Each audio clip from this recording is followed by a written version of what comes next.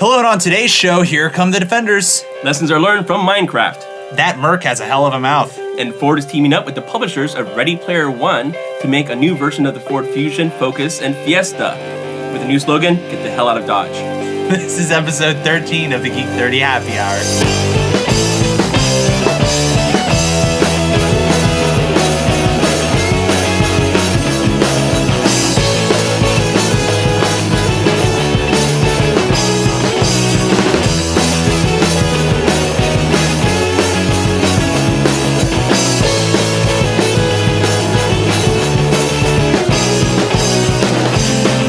Welcome back to another episode of the Geek 30 Happy Hour, where we drink a toast to all the geeky things we're passionate about. Today is February 26th, 2016.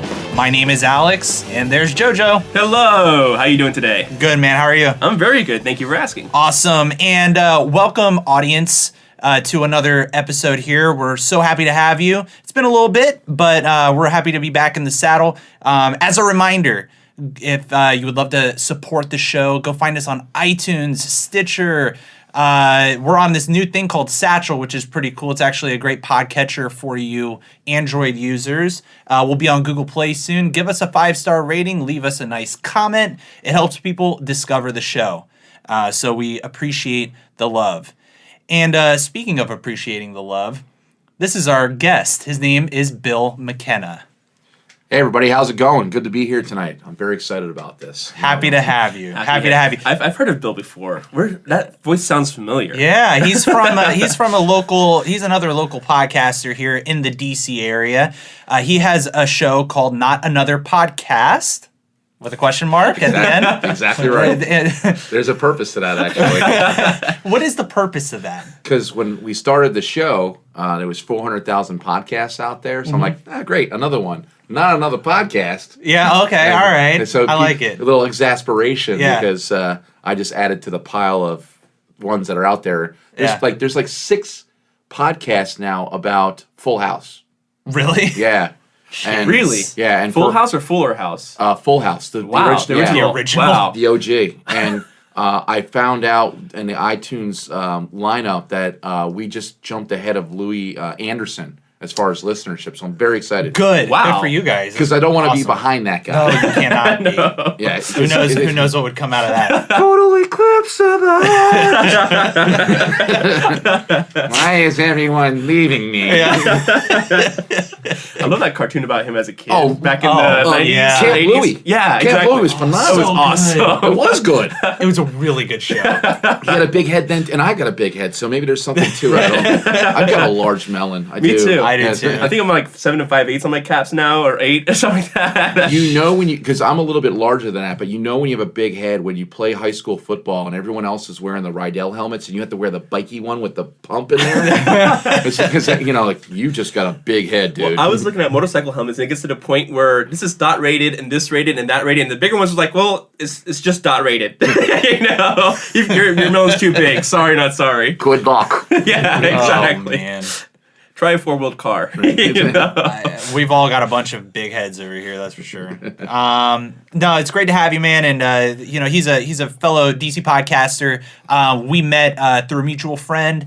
Shared our passion of podcasting. Been in touch ever since. So it's awesome to have you on the show. And we're going to talk a little bit about his show, Which is hilarious. towards the end of our show. But before we get into any of that, let's talk about what we're drinking today. Oh, hello, Geek 30. It's beer time.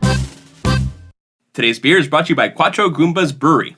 Quattro Goomba's Brewery offers an ever-changing lineup of custom craft beers. Join us for a taste, a pint, or a growler. Beers are available in 6-ounce, 10-ounce, 13-ounce, and 16-ounce pours, as well as in 32-ounce and 64-ounce growlers to go. That was Awesome. a really weird pause in there. That's all right. That's pretty Growlers cool. cannot be consumed on premise. We actually have our first really donated growler here on the show, and we partnered with Quattro Goomba's Brewery here locally in the DC area. They're out in Aldi. Awesome group of folks over there. Fantastic venue. Yeah, Definitely. Yeah. There's a great atmosphere, great environment. People were amazing. Everybody talked to you. I mean, everybody was approachable. Very welcoming, very friendly. I've been out there a couple times. I'll admit it. I've driven my car. I've took an Uber back. I left my car there one day. True story. So You did it right. yeah. And I'm surprised Uber went out there. Yeah, Right, it's true. I mean, it's far out there, droid, but yeah. it's totally worth it, guys. Right. You know what we're drinking today is called Dark Vader. Dun dun dun dun dun dun dun dun. That was good. Thank Good you. job. I appreciate it. Was I on key? I don't know. Yeah, you did all right. This is their black IPA. It's one of my favorites. Shout out to David and Brandon. David is their sales and distribution guy. Brandon is their head brewmaster. And they recommended we have this beer, one, because it's Star Wars themed, and it's not a Geek 30 happy hour show without us talking about Star Wars. We have to drop that. Here's our Star Wars reference. The beer's a reference. How amazing is Yeah, that? it's great. And so, guys, cheers to this. Salud. Indeed. That's a good IPA. Feels so God, good it's- when it hits your lips. It feels really good.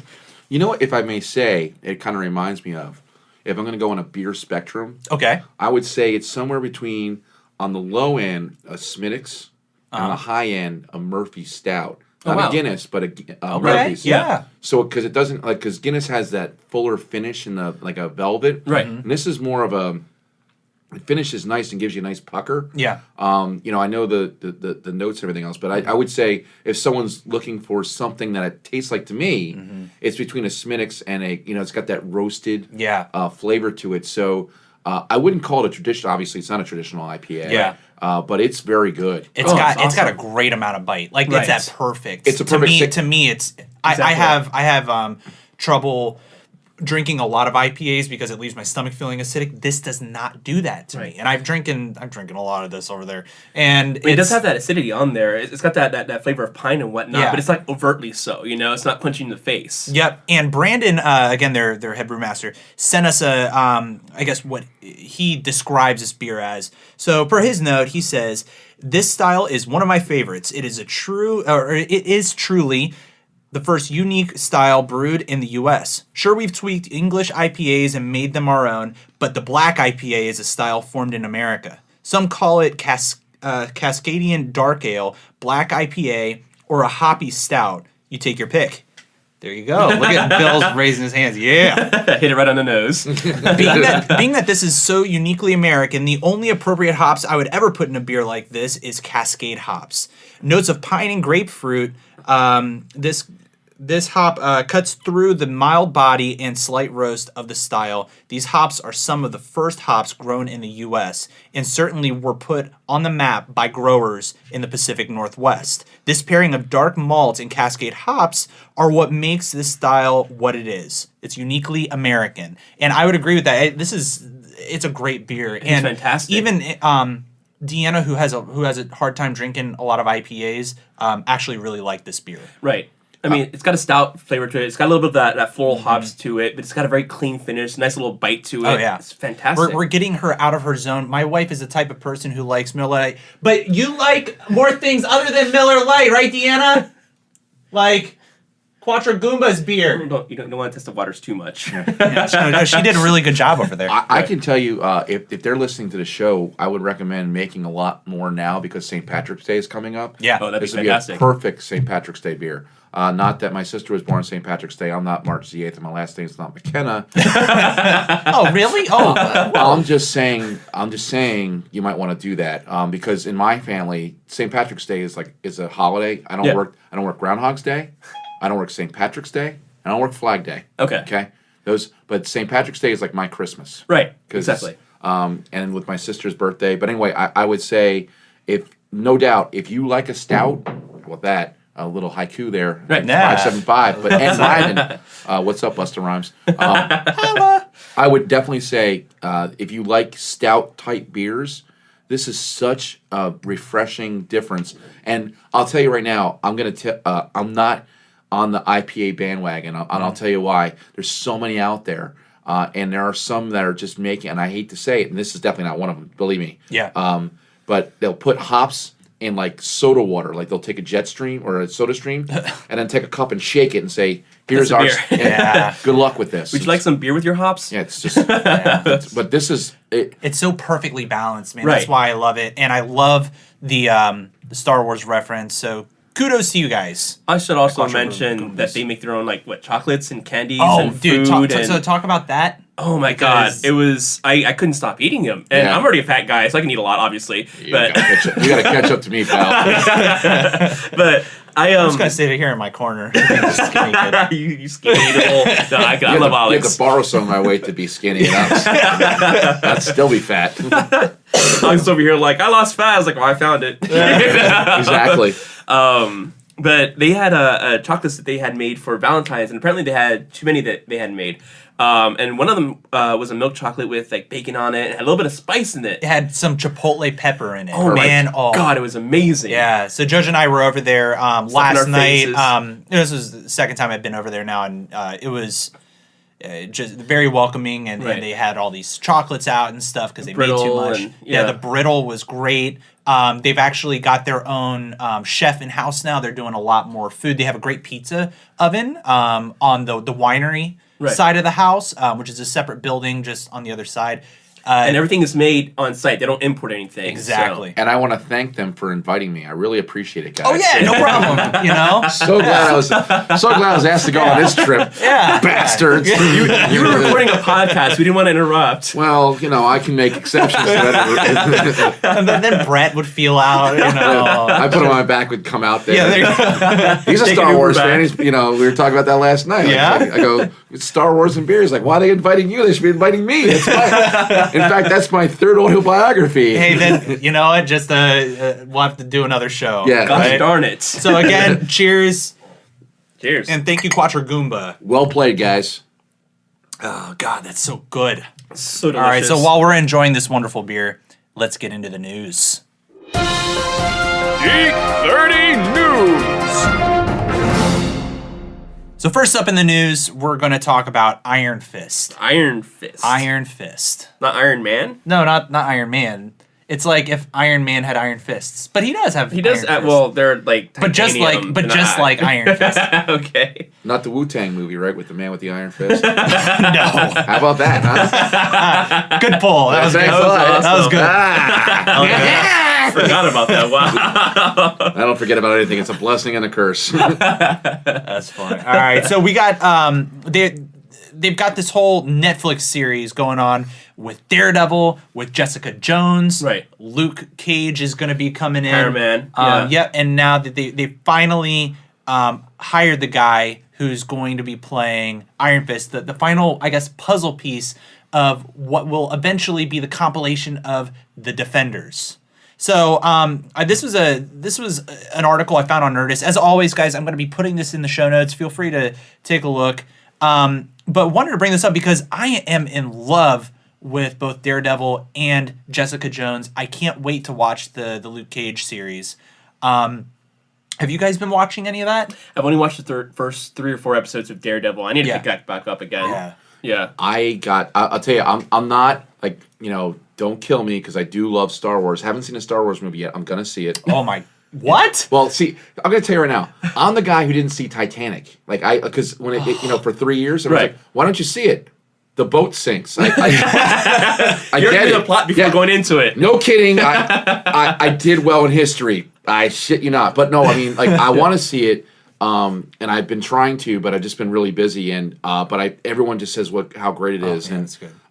It's so good. My co-host saw it for his birthday on opening night. That was the best. Oh, that was his birthday? Yeah. Oh, good for him. So he was just geeked out. Yeah. So guys, trust me when I tell you, huge fan of the Star Wars series. I just said, it's one of those things. I'm going to see it. I saw Daredevil in 2 days. Oh, wow. Oh, really? You watch it all? And That's great. And in fact, I kind of have the look of Kingpin when I shave my head. Yeah. So yeah, I did I'm Vince D'Onofrio. There you go. Not the Private Pile. Vince no, D'Onofrio. No Gomer? Yeah, the guy who has Kevlar walking down the street, and it's great because when I was younger, I was very small. I know for a fact I can walk down the street and no one's going to mess with me because I have that, the Kingpin look. It's not that I feel confident about that. I just know if I look like that guy, no one's You'll gonna be mess- all right. Right, Yeah, exactly. you'll be You fine. just got to throw on the white suit and... They did such a good job on that show. He is so good. He's a perfect Kingpin. Yeah, but I mean, just that whole entire show. Oh, yeah, it's, yeah. I think it's better than Jessica Jones. Jessica Jones is good. See, I like Jessica Jones more. Well, of course, because Well, it's Daredevil with boobs. well, yeah. And also, I have like a soft spot for David Tennant. And Yeah. I have a slight little man crush, probably a bigger man crush than I'm letting on, for David Tennant. And he was brilliant in that. it's been well written, and it kind of goes into, I think, one of the reasons why they were able to do these kinds of shows, and it goes into podcasting. I mean, we'll circle back on some other stuff, but yeah. I have a friend that does production work in L.A., and she worked on AMC's Turn, the show. Cool. She did a lot of work on there, and she sent, then her work was done on there, and she took a picture on Instagram and also on Facebook of a script that said Amazon on it, and she was scared. I'm like, don't be scared. This is fantastic because this is where it's all going. Right. Yep. I think it's going to even get to a point where, everything's gonna be on demand everywhere, including like movie theaters. Like you can go into a movie theater, and then kind of vote on what I hate this. He's like even peep shows, like like you can go into like these private booth areas and rent it to watch something on demand that Hollywood has. If it hasn't been thought of yet, copyrights all right reserved. None of the Podcast Productions LLC. I already got it. Sorry. No. Yeah. But I think but that's what you couldn't do these shows 20 years ago, and I think it has less to do with the fact that comic books are coming of age, but I think more independent thinking is coming out. Yeah. Yeah, and the people that have grown up really loving these comics and this whole nerd culture thing, they're becoming the people who are creating this culture that we're living in now. Right. I mean, That's they really only neat. existed in comic books before, and it's new source material for Hollywood. It's not repeating things. Like, I love the new A-Team, but it's a repeat. The new Ninja Turtles, it's a repeat. So they're resourcing a lot of the materials, and this is all, it's new to a lot of the nerds out there, but it's fresh to the bigger audience. And so it's done well, it's treated well. Good story. Exactly. Really good story. And that's why people were such a big fan of the comic books to begin with, because it had to have that depth to it. And to kind of touch on Iron Fist a little bit, I don't know too much about him, to be honest. Like, I know more about Daredevil and Jessica Jones and some of those. But I don't know too much about him, just that he is part of the Defenders. Right. And actually, the guy who's playing him is Sir Loras Tyrell, if you guys are familiar with Game of Thrones. His name is Finn Jones. No, not my dog. Not Finn the dog, but Finn Jones. I thought it was an interesting choice, just given his persona in Game of Thrones. I didn't really see him as like an action star, but I guess he's kind of got like the face for it. Maybe like he's got that jawline that kind of that you see in Iron Fist. But I mean, he's like, got the half mask anyway. Yeah, if you go the half mask on the top of his face. And that's what I said about Daredevil. The guy who plays Daredevil has the perfect chin for Murdoch. It couldn't have been any more perfect on that one. Yes. So I'm looking at pictures of him right now. But you guys know Iron Fist a little bit better than I do. So what's your thought? What's the expectation on this new series? He's always kind of cussed with all different properties, because he's done little stunts with Spider-Man. He's done it with the Avengers, with the Defenders as well. He and Luke Cage were inseparable in certain properties and whatnot. So I feel like he's not a main character by any means, but he's been everywhere. And a lot of people know about him. Well, if I may go out on a limb a little bit, because we can say, because it can be a segue into. I would call him sort of because of his skill set, but not necessarily what he has of strength or weakness. Dare I say, Deadpool light. Right. Yeah. Right. Yeah. Kind of he's in Hell's Kitchen. There's a certain attitude, which I find ironic because I actually grew up outside New York City, and Hell's Kitchen growing up when I was pretty tough.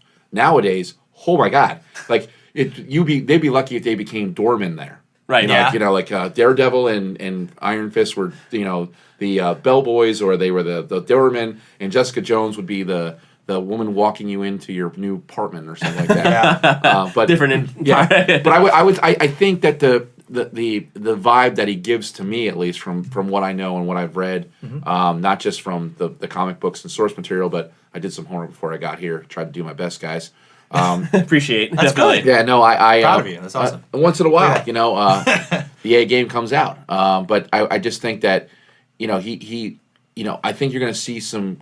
I think he'll bring some comic elements to it. Definitely. And I think that's going to make it a little bit there's nothing wrong with being serious, but I think it even harkens back to like the Joker. I think the reason why Joker is so popular, both by Jack Nicholson and also Heath Ledger, is because there were comic moments in the absolute insanity of what they were doing. Right. And I think this guy can bring that same kind of to the goodness of it, if you will. Right, exactly. Yeah, it's interesting. So what's his superpower, Jojo? Well, he actually, and of course there's a couple different ways of doing it. In certain aspects, he only has one fist, and other aspects he has two fists. But he basically can punch like with fire and punch basically through most anything at all.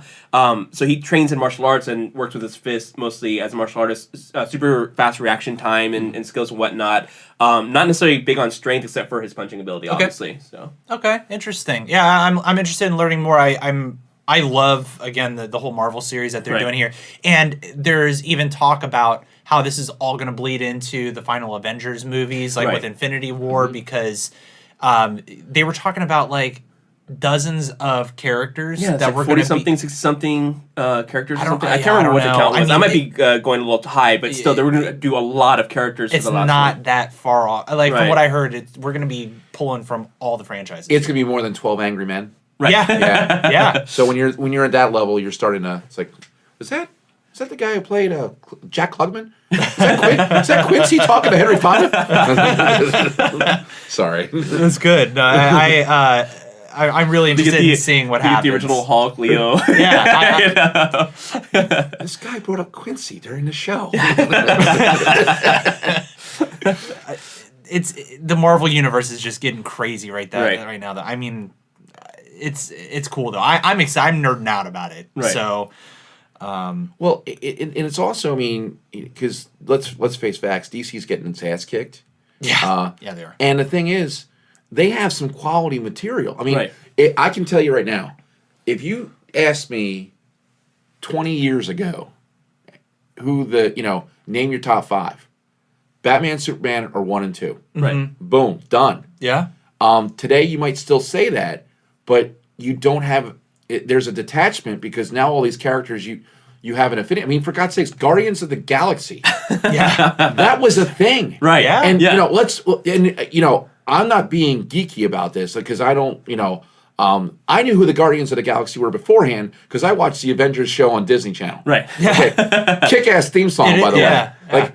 Like when Avengers Assemble comes on, like I get goosebumps. So like, okay. I tried to download that and it never. I don't think it. Unless you torrent it or something, I can't find the MP3 anywhere. Yeah. No, I'll find it for you. I imagine Bill hitting pause. Hold on, I gotta go upstairs and put on my pajamas. Get his like. Underoos. Oh yeah. I'll be like, and I'd come down like Tom Cruise in Risky Business. But you can associate with the tree. Right. Exactly. I mean, are you kidding me? Right. Like my group picture up there. Right. Exactly. But I'm just saying, like, if you just told somebody on the street, okay, we have this movie coming out from Marvel. It stars 5 people. One guy's from Earth and listens to a Walkman. He's a bounty hunter, and some bad stuff happens. One guy's a tree. Another guy's really blue in the face. Right. There's a raccoon. Yeah, right, dude. Whatever. I'm done. That is a testament to Disney because when they took over their properties, they didn't just have the immediate goals; they had the long-term goals. Sure. So they had to kind of prune this tree to make sure everything kind of works together as one big, unanimous execution. Prune the Groot. Exactly. Prune the Groot. and properly. Hashtag prune the Groot on Geek 30. Hashtag prune the Groot. And he looks somewhere. There was a picture of the new Guardians of the Galaxy for it was like a new promo. The volume 2, yeah. Yeah, it showed was it Drax the Destroyer or whatever, and little Groot sitting on his shoulder. Right. Yeah, it's cool. I like that. Even when Chris Pratt put on his Instagram, he did it funny because he had a close up of the crotch, and then he expanded out until you see the whole there picture. So he did 4 or 5 takes, but the first one was of Chris Pratt's crotch. And it's that's just hilarious. That's Chris Pratt being just awesome. Sorry, but that's part of it as well, right? Again, not going to get ahead of myself, but I know there's another topic, but it goes into what that person's done. But when you own something. I truly believe no matter who you are or what you do, if you own it, people respect it. Right. Oh, exactly. Even in sports terms, Dennis Rodman. The reason why Dennis Rodman was so popular was because he was so crazy. Yeah. He knew he was crazy, and he just kept going with it, you know? Embraces it. Oh, yeah, and like, when he went to North Korea, people were like, that's Dennis being Dennis. Right. If Larry Bird did that or somebody else, what the hell's he doing? Exactly. That damn commie. Well, it's not really. It's more of a totalitarian point of view. But no, he's a commie. Kim Jong, I don't care who it is. Right. The commie. Yeah, but there's that ownership. Everybody, like Captain America, Chris Evans.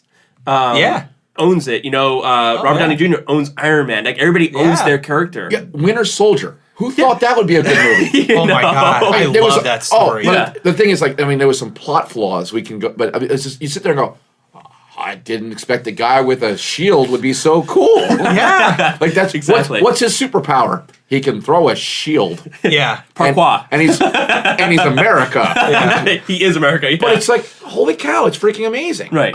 But they did. I still want his shield every time it hits something. Just go America, America, like as it little soundbite. Yeah. But that's the thing. That's the difference between Marvel and DC is because Marvel's doing this great job with the movies. DC is doing a good job with their shows. Yeah. But their movies are all over the place because they have this group doing that and that group, and they're not Separate consolidated. universes. Yeah, exactly. But Marvel's not doing a great job for one reason. I'm just going to say it out loud, ladies and gentlemen. It has to do with the property ownership of Fox, and it has to do with a movie called Spider-Man. Get it out of there now. And put it someplace where there's Sony too. So Sony. I don't like Sony at all. Yeah, I mean, but you know, they're making a new Spider-Man movie. They've come to an agreement with Sony where Disney takes the reins. Sony still owns Spider-Man. Disney's Marvel is making a new Spider-Man movie that's going to be based on the Spider-Man that we're going to see in Civil War. I'm glad you guys are here. And hey, how about this? The guy who's not. I'm writing them. Boom. No, I hear you. Right. Boom. Because I'm like. Yeah. Why do you guys own this? I agree. As soon as you see Fox, you're like, I agree. God, right in the field. Damn it! Yeah, I know. It needs to stop. Fantastic Four. Yeah. Oh, they've Fantastic stopped. Flop. They've stopped making the Fantastic Four comics Right. now. I don't know if you've heard about that. No. Yeah, Fantastic Four is done. That's Right. terrible. Is that Because sad? of Fox. It's beyond. Because when I grew up, like I'm older than you guys. Like Slightly. Yeah, but I'm like, I grew up on Channel 5 before it was owned by Fox, like the independent channels. And I'd watch the Fantastic Four, Voltron, G.I. Joe, Thundercats.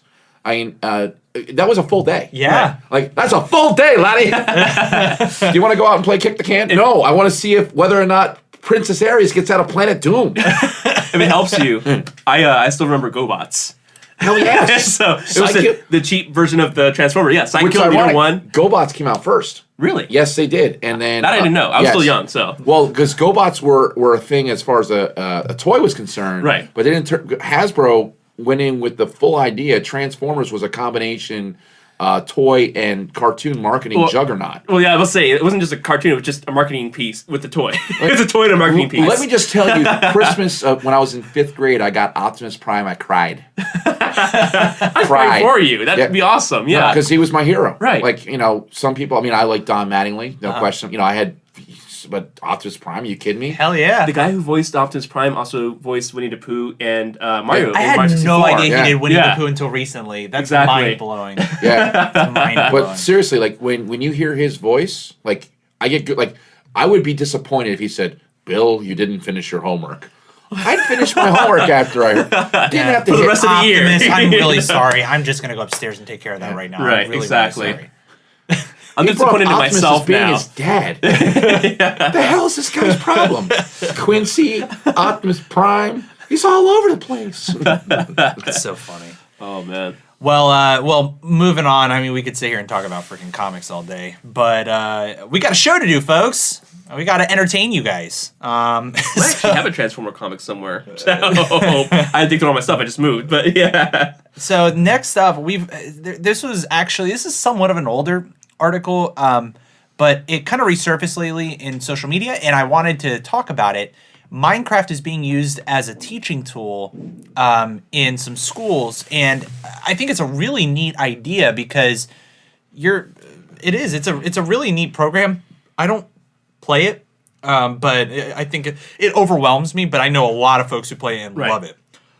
Have you guys played Minecraft before? I haven't, but my nieces and nephews are all over it. So therefore, because of that, Uncle Billy being the cool uncle, I'm sure I know about it. So what is their take on Minecraft? What do you think? I think what it is, and it goes back to basically for me, I think it's Legos for the 21st century. Right. Yes, that's a great way of putting it. Yes. I think it's something where you can build and do things and be creative. Like you have kids that, they don't have an outlet for their thoughts. And, somebody who really has a creative mind and is afraid to kind of say it out loud can do it in Minecraft. Yeah. Right. And not feel ashamed. And let me just make an analogy for the kids out there today.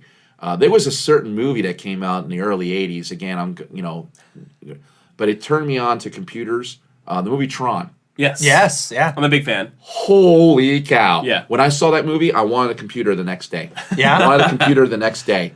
And it was so funny because I went from, and I mean, I'm in IT now, and I was in 401k sales for a while, but I've always been very good with computers. And it was because of that. Like, I had a Commodore 64. I was pirating video games before I was 13 years old. Nice. But it wasn't really hard back then. You just copied over to disk and you... Yeah, but there were certain ways to do it because they were starting to put copyright protection on Right. there. But there was a certain program that someone helped design called Fast Hack 'em. The statute of limitations is now over. Oh, the FBI just showed up. How the hell did that happen? And what it would They do is... gotta go argue with Apple. Don't worry about that. Yeah, that's true. And it was funny because it was designed when it would do a screen color test. So I could go into Sears. There was a big game, Karate Champ and Rygar were two big games. I stole them. Like because you would play them, I put it in there and then I took it out and then put my Fast Hack'em program in and you'd see the color. I'm like, I'm looking at possibly buying this monitor, so I'm just checking the color scheme on it. It would go through the loop, find the track where the copyright was, and then override it with a loop. Holy cow. So just go right over it. And you could, I had Kung Fu, every single, literally, Right. I had 875 games. Right. Didn't pay for one of them. I remember the original TMNT game that came out for NES. It was also on Commodore and actually you looked could totally better play that on online Commodore now, than it by did the on way. NES. Oh, absolutely. Right. You could play that online. Like, Yeah. they ported it now. Yeah. Oh my god, that made my day. But I think what Minecraft is doing, like I said, Tron did for me was just open my eyes to another world I didn't even know about. Yeah. Right. I mean, I knew something, but when Ram dies, I'm like, no, literally like Tron.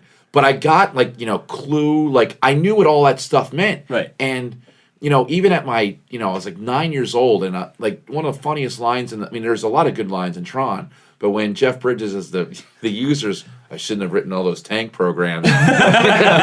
It also talks about things that we have problems with today, security breaches. And, Yeah. Right. What is intellectual property? Right. Like they were talking about that stuff in this movie. I mean, it's a deep ass movie. Right. With some cool scenes, and to this day, I'm getting a light cycle. Oh my god, They made I love them it. Well, yeah, did for you a see while, that? yeah. Did you see somebody Well, made one? they made one of the new ones from Legacy. Yeah, no, Yeah. but what they need to do though is put the stick up in the air so I can grab it and just go. Right. I go gold leader to red leader. This is gold leader copy. Take them all out and throw them in the wall. Just Yeah. take off. And then when I was in college, maybe I experimented with some stuff. But the best scene ever is when they're going, take him into the maze! And you see the yellow and blue colors. You get epilepsy just watching it. But you even Right. watch that movie stands up today in several ways. I mean, it was a box office flop. Right. Because Yes. Because the reason it being, was.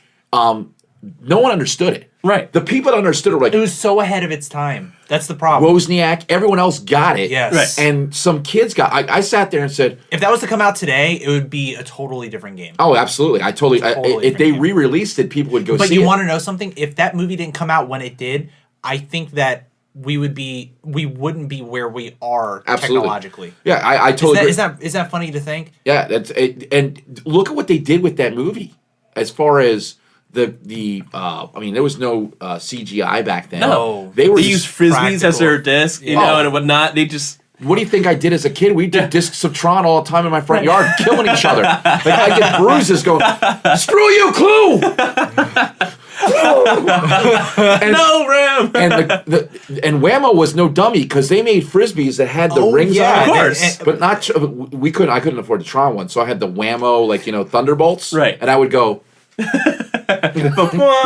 those frisbees were hard. I mean, you'd run Right. them over with your car, and Oh. they still would totally stay intact. and they had the black ones, and that was always the guy who played oh god, what was his name? Zark. Zark. Yes. Yeah. And he was always the bully on my block. Like, Right. Zark, I'll give you all my power, Zark. Take out Tron. But I mean, it was talking about input, output. The freedom of movement. It was so good, and it was before the internet, and it was the guys who made that movie knew the deal. Right. Like they knew, intellectual property. They knew about piracy. And, is it good or bad? And anyway, I'm sorry going on a tangent. No, but this is good. No. That movie, I mean. And I think that was my outlet. And I think a lot of kids growing up who are in computers today will point to that movie. Like guys who are in their 40s will say, oh, Tron, no doubt. The reason why I got into computers, it wasn't, the arcades and stuff were one thing. Right. But that was a defining moment because that brought you inside a computer and made you think about, the connections. Think about it like abstractly. You visualize something that's going on. It's like, this makes sense now. It is somewhat of a pivotal film. Like, what today exists in that realm for kids? Like, is it Minecraft? Is it something? I don't know. Like, does it come back to Minecraft? Like, I'm trying to think of something truly revolutionary. I mean, Minecraft is considered like revolutionary. Right. It was revolutionary even when it was still in beta. It had a bigger following in beta before it was ever bought by Microsoft. Like, I would say even like World of Warcraft might be a few years back because that brought the whole. You have a. Now people playing games. I mean, that was revolutionary for me back in high school because it was this MMOs already existed, but this made it cool. But this was, but MMOs existed, but MMOs didn't exist to the level of the epitome of what an MMO could be. Right. Until World of Warcraft came along, and maybe here in the next few years we see some kind of MMO that beats that.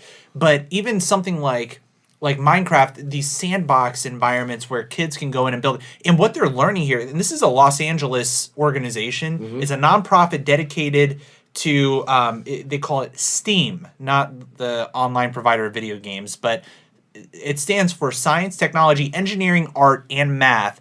They basically teach underprivileged kids to code, problem solve, and build using Minecraft. And so that is actually, I have a story about that. I don't know if you guys follow Penny Arcade at all. Yeah. The online comic. Yeah. And about 2 or 3 years ago, the guy who draws it, Mike, because there's two people, one who writes, one who draws. Right. The guy who draws it has a kid, and at the time, I think it was like 5 or 6 years old, and wanted to build a lighthouse and couldn't figure out how to put a light at the top of the lighthouse. And at 5 years old, figured out a way to make the boxes shift so that it would rotate around the lighthouse. Yeah. At 5 years old, I wouldn't be able to do that at 35. It's problem solving, man. Well, it's beautiful. But it's also uncluttered brain. Exactly. When you're at that age, you can start figuring out where your path is. You don't have something that says no all the time. And you're not like, oh crap, my mortgage payment. Oh no, but that thing I need to buy. Oh, and that you're not. Your whole focus is right there. Like your focus as a kid is like clear because trees, who cares? Sesame Street. Yeah, and there's nothing wrong with that. I wish I had that today. Oh, right, man, exactly. Me too. Like, I got excited when Sesame Street went to HBO. I talked about that. I'm like, and the production value is much better. But I haven't actually watched it yet. Oh yeah, I'm all over it. Is it cool? Yeah, it is. I kind of want to watch it. Again, water cooler because when I go back home for my nieces and nephews, for my cousins, Uncle Bill, what do you think about the new Sesame Street? I can give him a progress report. There you go. That's why Uncle Bill is the coolest. You're being a very responsible uncle. Yes, exactly. I am. Very responsible. That's a great thing about being an uncle because you can just go like this. Okay, there you go. And I'm done. I'm going to set you aside back to your parents. I'm going to go over here now and just... Bill's going to go get drunk now with his friends and maybe have a good Friday night. Oh, man. That's going to be my story whenever he decides to pony up and get some kids with Deanna. Uncle Jojo is going to come over... Oh, Jesus Christ. Let me introduce you to Tron. It's going to be really bad. Well, actually, it's funny. I have, it's my... You need to be a responsible individual with my children. My cousins... I can be that. I don't know. That was very high pitched. I don't know. my cousin's son, who I adore, he was the oldest of the kids in my immediate family. Like my cousins and I, we all get along. Like, it's really weird. Like, you go to a Thanksgiving dinner with our family, you're like, this is crazy. Like we really love each other, and he is an extremely intelligent kid. And when he was like 12 and 13, he would show me things he was building, and I knew he wasn't sharing it with everybody else because I think he just didn't feel not confident about it. But it was it wasn't sports. Right. Well, right. He helped with it. He's working with his uncle now. He built an app called Simbi. He built an app? Yeah. He's how old is he? 16. Good for him. And this thing, what it does is it tracks all your social media stuff and determines on your DNA, who you're most likely to be associated with based on your different social platforms. So it aggregates the data and then puts it into a hierarchy of DNA and determines who your best friends are and who you should be talking to. Really? So this right here is how Facebook started. Yeah. This right here is how this is shit you see in Silicon Valley. I'm talking about like the show. Right. Did you guys ever watch the show? Oh, Great show, Jojo's. This is a fantastic show. You know me. Jobs or Wozniak? Oh yeah, Wozniak. I mean, because Jobs is a poser. He didn't even write code. I know. He was just Well, Mike Judge. Where he graduated from. Mike Judge, Mike Judge. Okay. He's the writer for Silicon Valley. That's his show. Oh wow! I didn't know that. Actually, I did know that. Yeah. I forgot, but I did know that. Do you know where he went to school? No. He's a physics major from Caltech. Really? Yeah. His first job, brilliant. he worked in Silicon Valley, so he knows. In fact, the Hooli CEO is based on the Salesforce CEO. Really? And of course, the other one is Jobs, who ironically passed away. Yeah. But that show, goes into the core of it. It's spot on, man. It is. Seriously, this kid needs to embrace his nerdom. Yeah. I mean, obviously, that's what we're doing here, right? This show is all about embracing what you're passionate about. Yep. And that right there is the epitome of that. He's doing it at 16. Yeah, That's killer. It was funny because he just said he's helping his uncle, and then his uncle's like, I'm actually helping him. He's like, this kid's got some ideas, and he's still in high school. So, and if you want to check out, I didn't even know I was going to even go into this. But No, it's cool. It's SYMBIE. If you want to check out the app and see what you think. I'm gonna do that. Okay, cool. Definitely. It doesn't have many downloads right now because it's still kind of in beta. Right. But it's got some cool stuff in there, and you start to go, this thing kind of makes sense as far as, especially with my podcast. I know exactly where the flow is going. Neat. Should I do more Instagram or? I like it. Yeah, so it actually helps like you it. directly. That's brilliant. Yeah. There's a business outcome there, an ROI that's neat. I like that. So and spell app. like it's the only app. There's an R in there somewhere. It's or Yeah. the only silent L. The only app I know is like chicken wings from Jimmy's or Exactly. $5 There's at nothing TGI wrong with Fridays. Don't ever be ashamed of that. Oh, not at all. I got apps. Yeah. All the apps, more apps. Not even an entree. You want because they have the best wings. yeah, and potato skins too. We're actually. gonna get into Yeah, it. absolutely. We're gonna get into that. I'm all about segues. Yes. There we yes. go. Oh yes. Oh my god. So that we can have the opportunity to talk about Jimmy's, let's talk about Deadpool, because what a freaking good movie. Bill, I'm looking at you because you haven't seen it yet. I haven't seen it. You haven't seen Star Wars. Yeah, but the thing is though, I know about I know everything about it because of I'm a fan of the genre. Yeah. I have friends that have seen it. I know, for example, I have friends that are the Screen Junkies. Yeah. They're actually friends of mine. I'm wearing a shirt to prove it. Nice. But they ranked it number 2. They did the 9 best rated R comic book movies that they know of.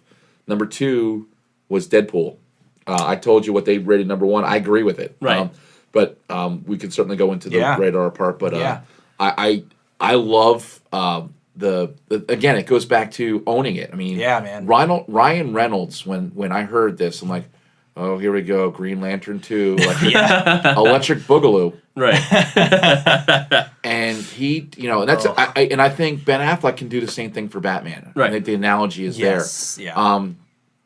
Got to give a guy a chance because I remember when the first Batman came out, Michael Keaton and people. I mean, I'm telling you right now, I still think he was the best. Right. Yeah. Yeah, I think he's better than Christian Bale. I mean, Do you? Yeah, I do. Yeah? All right. Because the thing is, because Michael Keaton embodied the Bruce Wayne side of Bruce Wayne. Right. Exactly. Yes. Okay. I think he did a better Bruce Wayne than Christian Bale. I Right. think Christian Bale did a better Batman. Right. Because it's weird, right? Like Christian Batman Bale had a really playboyish guy. He wasn't really Bruce Wayne. He was Batman just and Bruce a playboy. Wayne, yeah, but Batman and Bruce Wayne are like polar opposite. Exactly. Right? Like it's like a weird. It but they're the is. same person, but they're like different. But I really believe, in my opinion, just based on if you look at the original Batman. In fact, the Netflix when they made the dark cartoon Batman Year One. Yeah. Love that. Yeah, but I mean, Bruce Wayne is the character, and like you're seeing with Gotham, they're not even bringing him in yet. But Bruce Wayne is the character. Yeah. And, Christian Bale was, because, but also he had more technology. I mean, all Michael Keaton had Yeah. was the Tim Burton Batmobile and the nipples. Yeah. No, that was a That's different George one. That was Clooney. George Clooney. But That was funny. But the scene, like, I still think the seminal scene is when Bruce Wayne puts in the tea tray, into his vest for his suit and goes, "You want to get nuts? Let's get nuts." And then he goes, "You ever want to dance with the devil by the pale moonlight?" and shoots him. He knew he was going to get shot.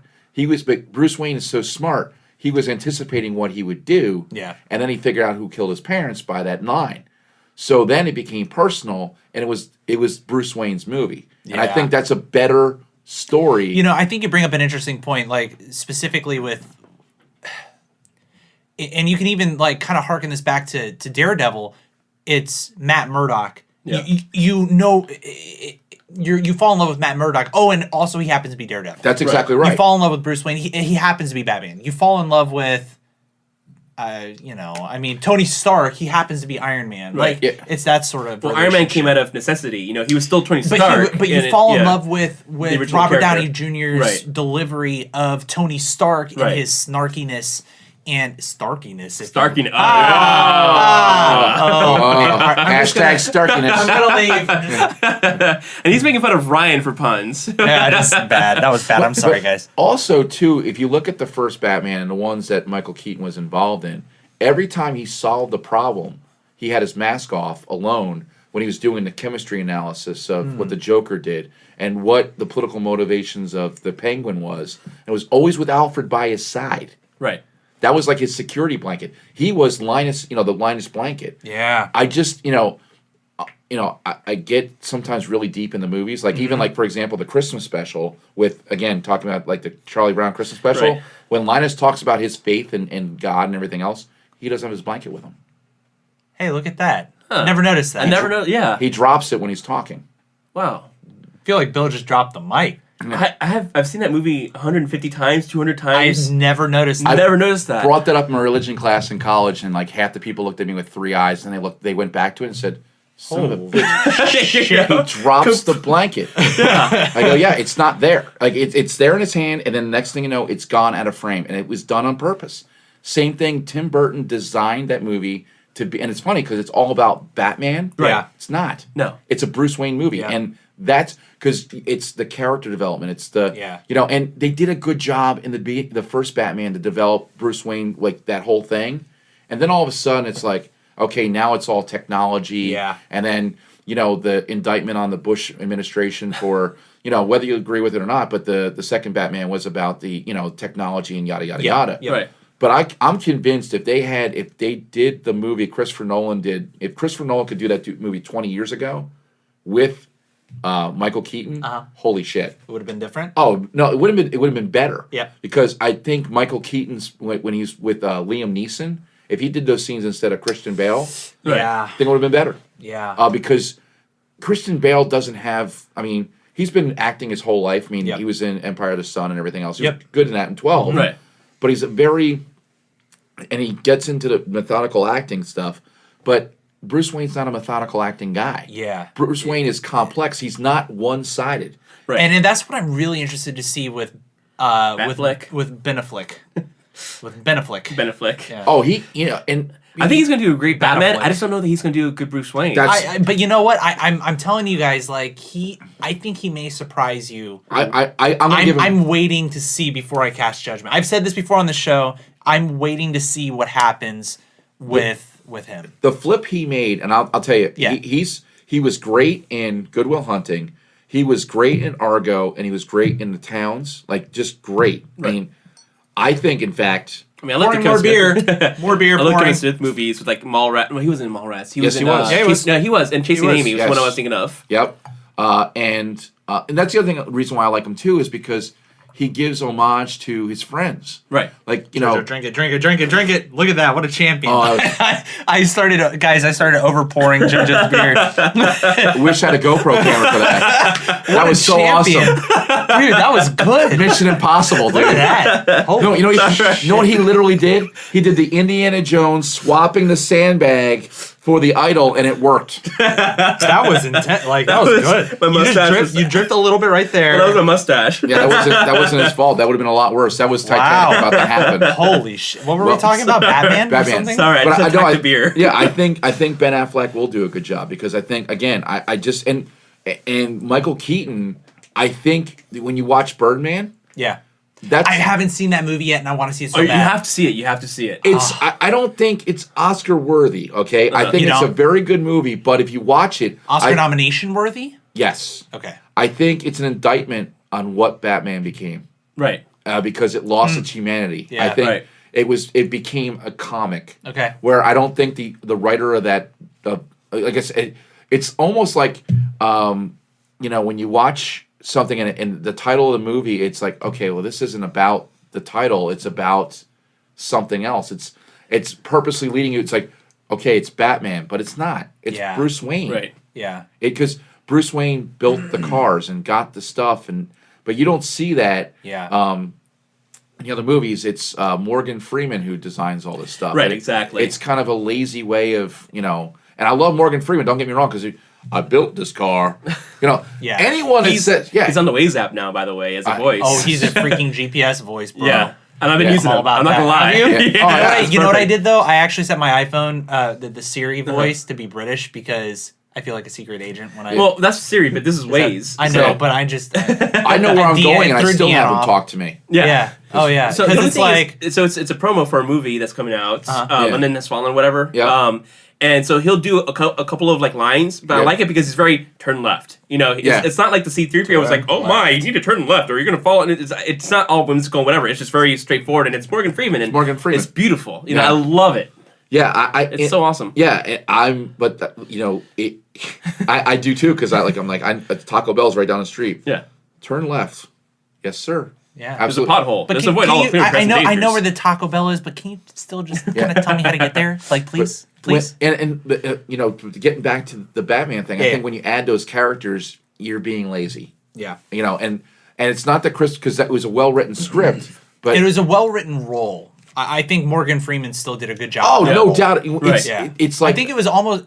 It's funny because roles like that, right, are almost necessary to almost give justification to the craziness that is the idea of a vigilante And like that's- Batman. sure. That's the thing is that all the roles were fantastic and all the movies were fantastic, but to attest to what you said, you can make a great movie, but you still kind of miss the point. Yeah. Right. So right. And not meaning to bring it right back to what we were talking about, but I think what they did great about Deadpool was that specifically with Wade Wilson, you fall in love with Wade Wilson Right. before. Well, okay, if you guys see this movie, you kind of see like they do a lot of back and forth between like he obviously It's not completely linear. obviously Yeah. he breaks the fourth wall. Right. This, by the way, guys. If you haven't seen this movie, this is everything you want a Deadpool movie to be. Yeah. He And breaks everything the it fourth needs to be. wall. Yeah. Lots of boobies, lots of sex, lots of violence. earned its rated R movie. Yeah, very it's, well. It's good, but you end up falling in love with Ryan Reynolds' character as soon as like that pizza scene. Right. Like when you first see him, like he orders the pizza and he bullies that dude.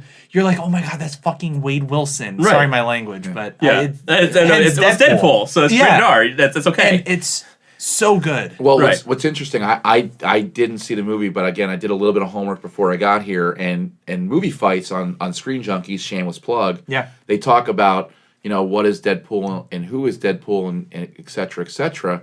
And then they talked about the top 9 movies that they thought was rated R, and they rated it number 2.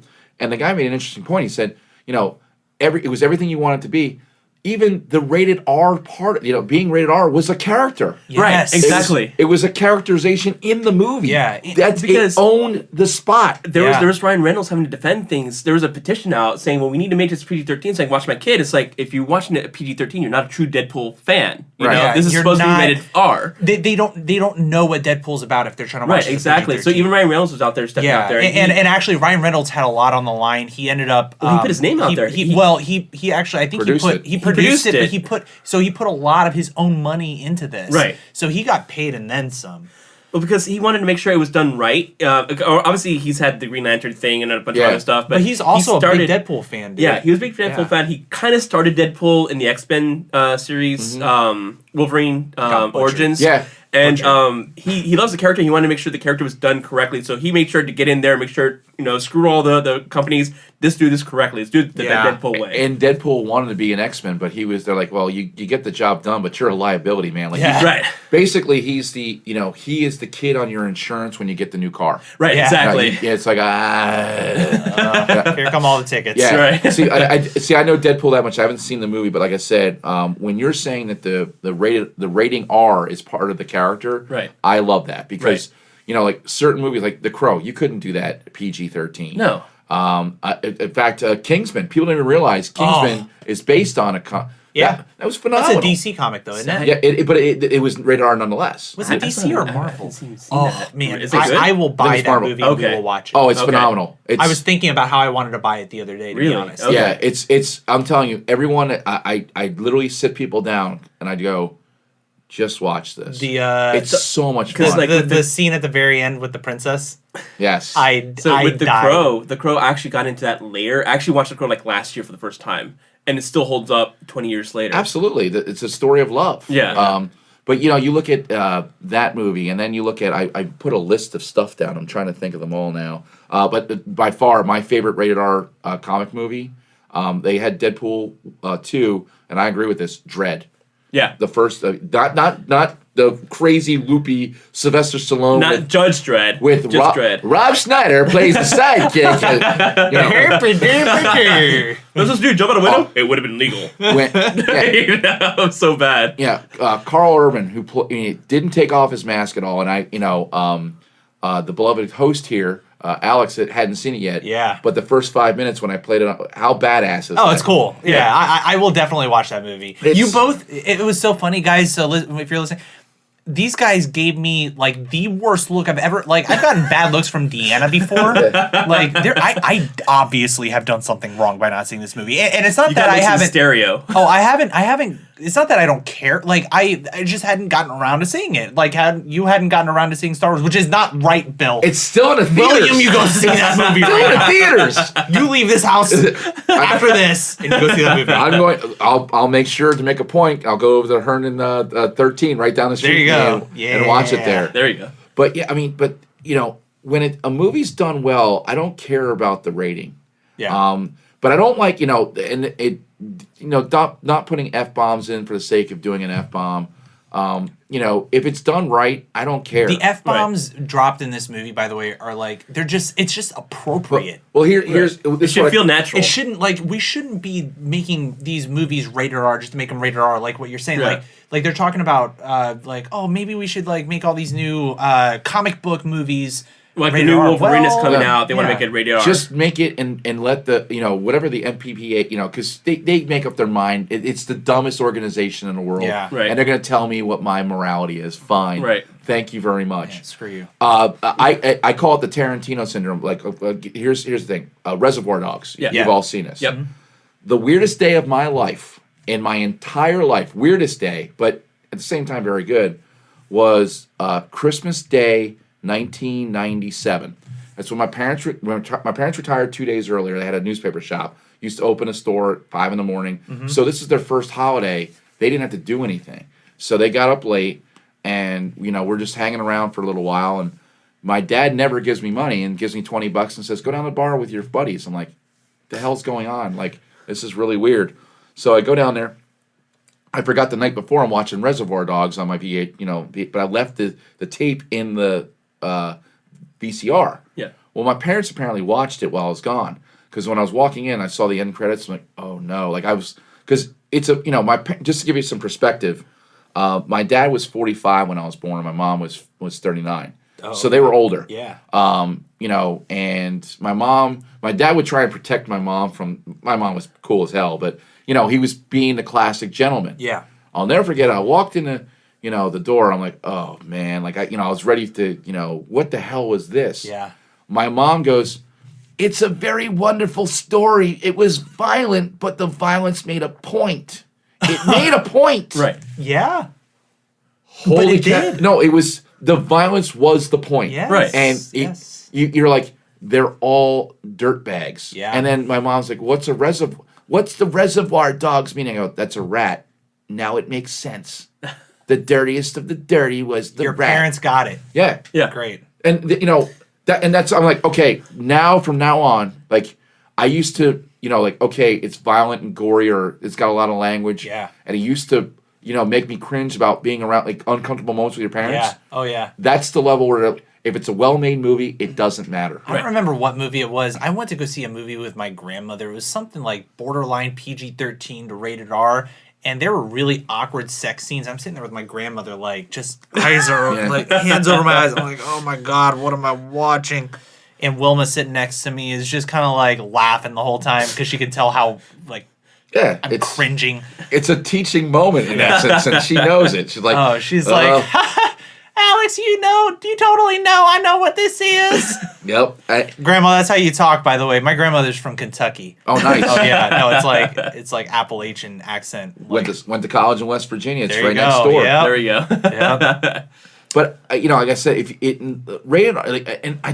that's the thing I'm worried about is that people look at the metrics and then just drive it rather than just telling a good story. Like Guardians of the Galaxy, it was irrelevant.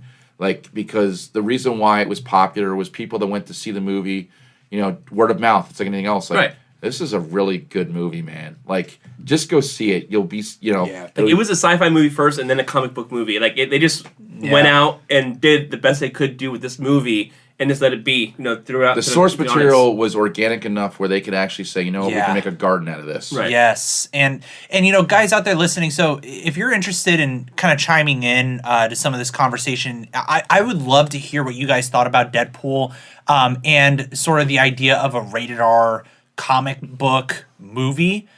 Shoot us an email. I would love to hear from you. geek30podcast@gmail.com. And let's get into not another podcast. It's kind of like Seinfeld. It's a show about nothing. Meaning it's true, but it's not true all at the same time. Because it's a lot of hilarious. Well, because nothings. we're learning about we're getting into the intimate details of you and Brett's life, and I will say I think Brett is a little bit more character-ish. I tend to just call it straight shot. I don't care what people think. And it's ironic because I was actually a city councilman. And I did care what people thought because I want to make things better. Yeah. But I don't care what you think personally about me. I'm going to do what I'm going to do. And I hope that it makes a good impression. I'm not the person I'm not going to be like, I want to be. What I mean by that is I'm just going to be who I am. This is who I am. And I know a lot of things I do don't really make sense sometimes. And I talk about it. Yeah, well, but I think that's what I appreciate about the genuineness of the show. And if you guys want to check them out, where do they go to catch episodes, by the way? I call it the Swiss Army knife of the show. It's not another podcast, USA.com, and there's a reason why it's USA at the end. Okay. So we're on iTunes, Stitcher, TuneIn. If you can, as my co-host says, if you can't find us, you're not really trying hard. Yeah. So you just put in not another podcast. We're the first. Out of the 17 entries that come down, we're 16 of 17. So we're the first, and then we're third, fourth, and fifth. There is not another podcast, no question mark. And I didn't know this because when I went on Libsyn, I got the rights to the name on all podcasting, but they were podcasting first. They own the notanotherpodcast.com website. Ah. So when I went to register, big are they have like no likes on iTunes. Oh, okay. They've been doing the show forever. That's kind of like there's a Geek happy hour on iTunes. Yeah. But they have no stars or anything. Yep. Here we are with 30 plus 5-star reviews. It was great. Best audience ever, by the way. Yeah. We love you. Yeah, I got to tell you right now, we have a great audience too because there were audience members that said there's a show. In fact, they found the episode where they were complaining about us being, like, oh, they're calling themselves NAP. I'm like, they stole from us. No, it's an acronym for not another podcast. Like it's not, And then this guy they were drunk. Like the one guy was drunk and was gonna write a letter to us and was writing the letter as they spoke. And my co-host was getting real steamed because he's like, those sons of bitches. I go, it's okay. I have everything with the trademark department at the. Yeah. I trademarked everything. Right. Podcast, pod crawl. Screw you. Like I win. Right. Yeah. Because if you look at Podcast Registry, we were there first, but they were doing it on a website. And you can tell the difference right away when you listen to the. I feel free to do taster's choice. Was it A or B? Would you believe this is Folgers Crystals? Little obscure reference to the 80s. I'm sorry, I don't want to go on a tangent, Yeah. but I was at a Starbucks recently, which is weird for me because I don't drink coffee. But a 16-year-old girl pronounced it Folgers. Oh, God. And- Part of me just died. Exactly. And Let me pick up my soul off the ground. Hold on. I'm not even a coffee drinker, and it was nails on a chalkboard to me. It's like, ugh, what are you doing in life? Luckily, her dad, they corrected her. It's like, what the hell was that? Kind of a deal. But it's like, that just, it was okay because she had said it before with friends, and they were all okay with it. And so you said Folgers, and that popped in mind. I apologize for that. No, that's part of the show because I was joking with you guys. These guys are really professional as far as like getting things in order and I can tell you, I mean, we definitely have like an outline, and me and Brett will go back and forth on Facebook about something that might happen, and we'll talk about it. But I can tell you, I have you guys are great together. He is an amazing co-host because that guy is just a sponge, and he can just retains anything and can just, not just, and I don't say regurgitate, but he has a mind like a trap, and he can just take whatever I talk about. I can literally, it's almost like the center fielder that can catch anything. Right. Yeah. Like, it's just like, he's just going to do it, and he is good at it. Oh, he does a great job. And Brett, you'll be listening. I'm buying you a drink whenever we meet over at Jimmy's for a drink. Well, I already whatever it promised is. Bill a car bomb. So all right, so I wanna Jojo's get gonna two buy. car bombs. So Jojo's gonna buy Bill a drink. I want to I'll get buy- car bombs, obviously. So one round for okay, me, all one right. round from Alex, So we're all gonna get drunk together. Yes. and an Uber. And Jojo pays for the Uber. We don't pay for you because Alex is not carrying my heavy ass. Again. Oh, Well, they have carry-on luggage now in Uber, too. yeah. Put them in a trunk. Well, there's There a we weight go. limit there, and I've exceeded that. I know how you feel. They had me when they had those Brières or those what is it called? De Havilland. Yeah. When they had the two seats and the one seat on the other side. Yeah. They had me sit on the one seat on the other side. I basically am the Randy's the liquor. I am the left side of the Right, exactly. I balance out. You're on the crop duster, is Right. what you're saying. Yeah. I've been on those planes. I am the left wing. Jeez. I am the left wing. Those are the planes that you carry a backpack on. It's too big to put on overhead, so they have to put it in, check it in at the gate. Exactly. Oh man. Your carry-on can be only 50 pounds. Screw you. I am 50 pounds overweight. How about that? they get a car to pull the airplane back on a rubber band, and then it's like launching into the air. It's Good luck. I haven't flown that much, but yeah, you occasionally get a crop duster, but Right, it's- and that's those things are not for me. Right, but- exactly. But that's examples of some of the stuff we talk about. I sometimes explain it's like an adult version of Prairie Home Companion because I do talk about Herndon a lot where I live because I grew up in a small town in New Jersey. So talk about Herndon. Oh, well, Herndon is a little hamlet located in the most northwest corner of Fairfax County. It is an independent town in that, just so people can understand at home that listen outside of the state of Virginia, because in New Jersey, I grew up in a town called Denell, and we had our own fire department, school system. I graduated with 61 kids in a public high school. oh wow. So 61. 61. God. My graduating class is 241. And we were always in the state championships in football, and no one could Wow. figure out because we would kill everybody. Wow. We just Literally. we were You 11, breed a lot of large New Jerseyans. 11 angry kids. That's what it was. And One more, you can make a movie. yeah, my dad would always joke. He's like, the reason why they're so good is because you got Italians, Polish, and Irish kids. Oh, and get them man. together, they get Just- pissed off, and Pissed off, and then they're breeding, and then they're getting even But he's more not pissed pissed off off. at each other, they're pissed off at somebody else. it's like, the O line was Italian and Polish, and the running backs were Irish. That's how you because they could run and beat the cops true. any day of the week. That's why Whoa. Deanna's family is all from Ohio. It's the same thing up there, man. A lot of angry Italians and Slovaks and Russians and Yep. shit. See, I'm from Texas. We don't have a lot of anger issues. We just have big fucking people. Yeah. Yeah. You know? Right. I think we It's import true. them from Hawaii and Yeah. Pan Asia, whatever, Yeah. Samoans and whatever. Because it's like you're not from Texas. No. You know what are you doing here? Mahalo. Yeah, exactly. Do Hashmas. Exactly. That's funny. But Herndon's is 4 square miles. And I lived in Old Town Alexandria for 10 years. In fact, that's how I met Alex is because of a mutual friend that lived in Old Town. Was the first person I met when I moved here. I actually went back home to take care of my mother and father in 2011, and then I came back, started working at Oracle in Reston, and lived in Reston for 6 months. I went to lunch with a few guys from Reston at the Jimmy's Old Town Tavern. First time I was in Herndon, I literally walked in the place and I looked at the street and said, I have to move here. Yes, I say the same thing. It's a great little town. Yeah, it's got just, like it's got a bike shop that has Italian soda and cappuccino. It's a small town feel in a big overpopulated area. Exactly. I mean, if you go 5 miles in any direction, you'll have a major suburban area, so you can get all the big stuff. You can see still have a small Reston town. Town Center, Right. and it's like Hop, skip, and a jump away. That is the epitome. I call it the Stepford Wides area because like everything is all chain, and God bless people that want to live there. That's not. I'd rather live like. It reminds me of like a neighborhood in New York City or like a suburb just outside.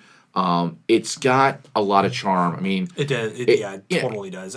We live 15. I mean, we're 15 minutes away. 20 minutes at and most. I actually work at the current technology company he mentioned earlier. Yeah. So I was looking to move into Reston, and the problem is for the price wise, I got double the amount of space out in Ashburn as opposed to Reston. And that's the problem. Yeah. People know how awesome it is to live in Reston and to live in Herndon, and they gouge you for that. Right. Yeah, they do. It sucks. And I just I embraced where I've been there for 3.5 years now. But you've become a big part of the community. I mean, you're over there at Jimmy's. You're doing a lot of Jimmy's and O'Sullivan's and some other stuff. Yeah, I mean, right? we do a pod crawl. That's talk a little bit about that. Yeah, that's the second Saturday of September. We started 2 years ago. I'm like, hey Brett, we like drinking. We podcast. Yeah, and I like doing I did bar crawls for my birthday all the time. Yeah. Like, why don't we do a pod crawl? And he's like, I like it. So it's a podcast bar crawl. And what we do is we start with nap snacks at the Wiener Circle, which is an amazing place for lunch, by the way.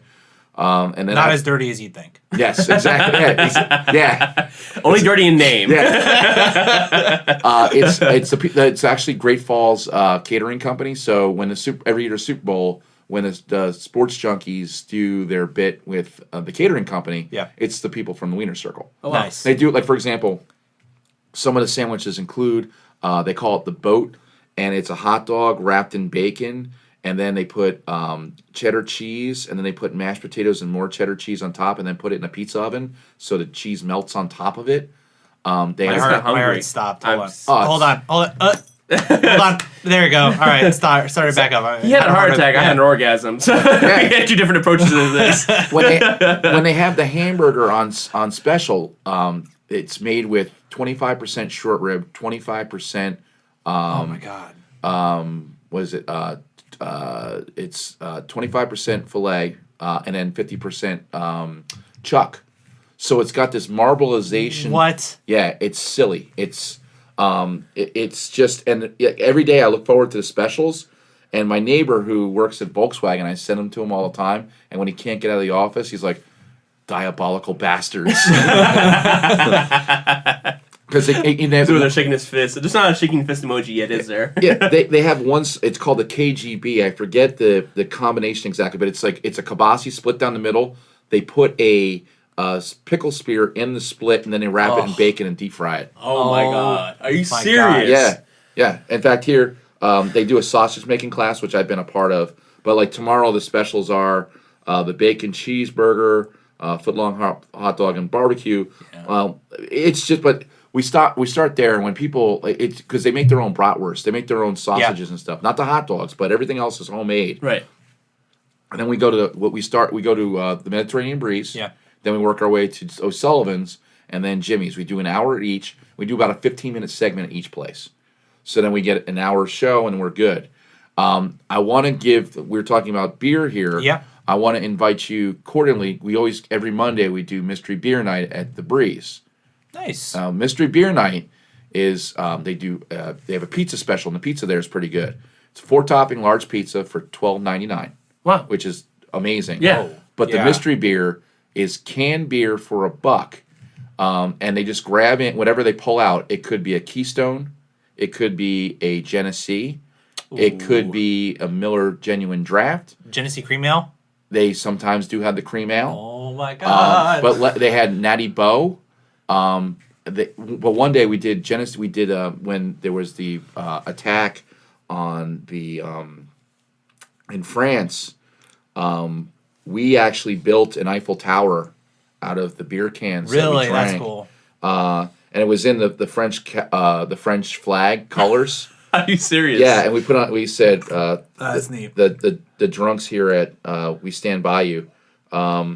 I'm trying to. I'll pull up the picture, but and do me a favor when you pull that up, Yep. send it to me, and I'll be sure to pop that up. Oh yeah, it's just hysterical. The website. Yeah, but so Mystery Beer Night, my friend says it best in regards to the, why we go to Mystery Beer Night on Mondays. Yeah. He goes, this is the reason. You can get 2 4-topping large pizzas and 20 beers for less than $50. Right. So if you have 4 people with you, that's 12 to a man, Yeah. and you're pretty much in the sauce. Yeah. Oh yeah. And set. we have one person who literally Ubers home. So, it's just one of those things. So is that open to really anybody? yeah, it's Mystery Beer Night. Just go on Monday night and So yeah, guys, listening here we have plenty of people who listen locally. Yeah. Go check this out. I mean, we'll probably be there at some point. Not this week for me, but the following week I might be there. I'm Yeah. going to do that sooner rather than later. Yeah, totally. Yeah. So, and if you see us, come say hi. We would love to say hi to you guys. and we joke about it because we just say it's as good as a bad beer can be. Right. Because I have a friend who's a beer snob, but he lets down his guard, and he now fell in love with Keystone, and it's funny because there's one guy who drinks Bud Light, and Bud Light's part of that whole whole shenanigans, but here it is. Let's see it.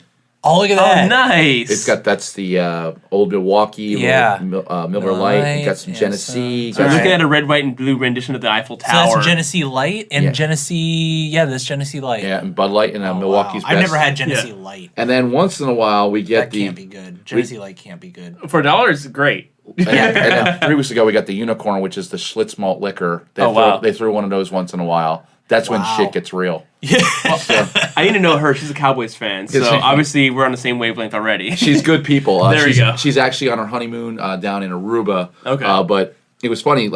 Again, they live in Reston. Yeah. Right. But they came, one night for Mystery Beer Night, and they're hooked now because it's Obviously. just so stupid. Yeah. But Natty Boh, all of it. And these are the types of events that we do here in the DC area. If you guys even want to come in from out of town, very welcoming. Feel free to hit us up. Let us know if you're ever in town. Jojo and I would love to grab a drink with you. Definitely. Geek30podcast@gmail.com. Come see us. And Bill, I mean, your experience here with the show, with not another podcast. You guys are on episode, was it 90? We just finished our 90th episode. Okay, We've done all some right. specials. 96 Gave us total. a nice shout out on episode 89. Yes, we did. Yes, and that at was the end nice. too, I was like, I'm going to beat, but we're going to talk about the show on 91 because now I've got my feet are in the fire, and Brett's There you go. gonna grill me like a Yeah. Burger King hamburger. Until we get him on the podcast. Right. I like I said, What is he doing next week? Yeah. Star Wars and beer, sign me up. That's just Hell yeah. he's more of he's more of that stuff than I am. Like Yeah. my I think fortes are like politics and real like that kind of stuff. Yeah. And he's pop culture and sports. I'm sports too, but his pop culture, mind is Yeah. amazing. Like he's a walking iTunes. Yeah. Awesome. We'll have to do a little collaborative episode for sure. Yeah, and we met at Jimmy's Old Town Tavern over trivia. Oh, really? Yeah, trivia night at he's actually I would love to go against you in trivia. I would not hold a candle to you. I can tell you that up front, but I would love just at least the opportunity to try. It's so It'd much be fun. Though. Yeah, because Yeah. instead the Daily Double because Jimmy Cerrito hosts it. The Daily Double you can't. It's the same question, but when that comes up, you got to do a shot. So then Jimmy. Oh my God. Jimmy calls up 4 shots, and there's 2 in a round. So he's like, "All right, Roy, get us a couple Daily Doubles, and it could be whatever he wants to pour. It could be a gummy bear. It could be whatever, a car bomb." Jersey Turnpike. Jersey Turnpike. You know? I've gotten a few of those. Oh no! But that's the thing that makes it so great because like O'Sullivan's is like they open up at 8 a.m. for soccer and on Saturdays. Yeah. So and then plus rugby with the Six Nations, you can watch it there live. Really? Yeah. Because nobody does rugby around here. No, in fact, Chad Dukes goes down when Ireland plays to O'Sullivan's. Wow. It's the closest bar to his house. Yeah. He's in Fairfax. Wow. And they open, and if it's a big match, like if Man U's playing at 7:30, they're there at 7:30 in the morning. Oh wow. That's badass. And the kitchen's open. And the Sundays they do a buffet. It's they have the kitchen open for other stuff, but for $16, it's omelets made to order, sliced roast beef, bacon, sausage. It's ridiculous. Like it basically take everything that you love at shepherd's pie. Like Oh wow, yeah. God, those are the man. best. Yeah. I'm so freaking hungry right now. no, it's fantastic. And the other thing too is if you like scotch and whiskey, Yeah. Hell yeah. O'Sullivan's has over 70 of them. Oh wow. I was thinking about doing a little scotch and whiskey segment for Geek 30 at some point. I'll ask because I'm a big scotch nerd. I'll join you. We can do a remote from there Hell because they do whiskey tastings every month. Let's do it. And it's little collaborative thing with $7. But like for example, they did a Johnny Walker for $7. Yeah. We tried the red, the black, the blue, the gold, and the platinum Oh, are you serious? for $7. Dang, $7. The platinum is that bottle runs $175. Yeah. Right. Under the blue is 200. Yeah. I've Yeah. had a bottle of Johnny Walker Blue that lasted me a very long time because I made it last me.